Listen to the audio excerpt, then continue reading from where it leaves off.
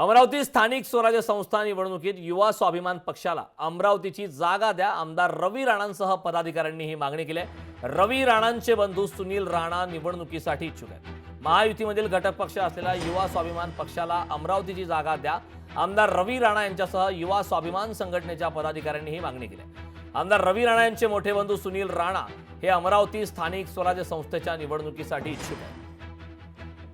अमरावतीमध्ये नेमकी कोणाची वर्णी लागते हे पाहणं महत्त्वाचं आहे।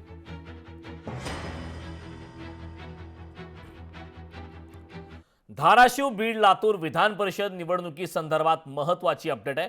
उमरगा येथील महायुतीचे नेते मुंबईमध्ये तळ ठोकून आहेत। उमेदवारीसाठी वरिष्ठांकडे फिल्डिंग सुरू असल्याची माहिती आता विश्वसनीय सूत्रांकडून मिळते।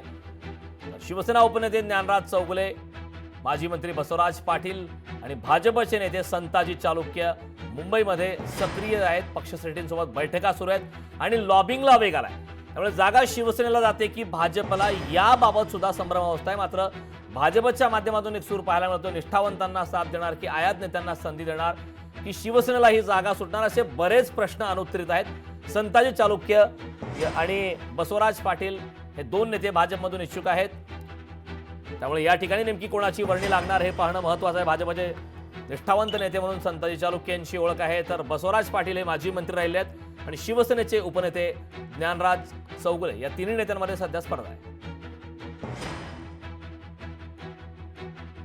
जळगाव विधान परिषदेच्या जागेवरून महायुतीमध्ये रस्सीखेच होण्याची शक्यता निर्माण झाली। जागा वाटपाबाबत राज्य पातळीवर प्राथमिक बैठक झाल्याची आता मोठी माहिती मंत्री गुलाबराव पाटील यांनी दिली। स्थानिक पातळीवर चर्चा सुरू असली तरी राज्यस्तरावर जागा वाटपाबाबत निर्णय प्रक्रियेला आता वेग येण्याची शक्यता त्यांनी व्यक्त केली। दरम्यान उमेदवारी मिळाल्यास निवडणूक लढवण्यास आपण सज्ज असल्याचं गुलाबराव पाटील यांचे चिरंजीव प्रताप पाटील यांनी स्पष्ट केल्याने राजकीय चर्चांना अधिक उधाण आलं।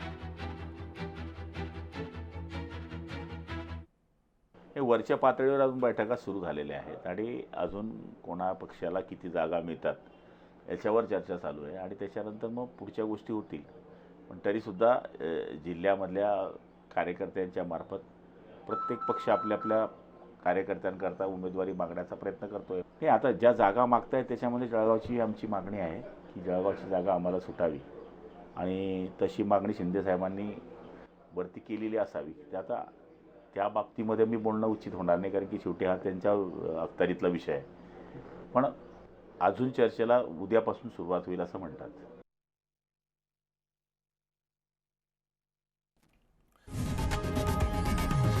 लोकशाही मराठी ऐका, पहा, जागरूक रहा।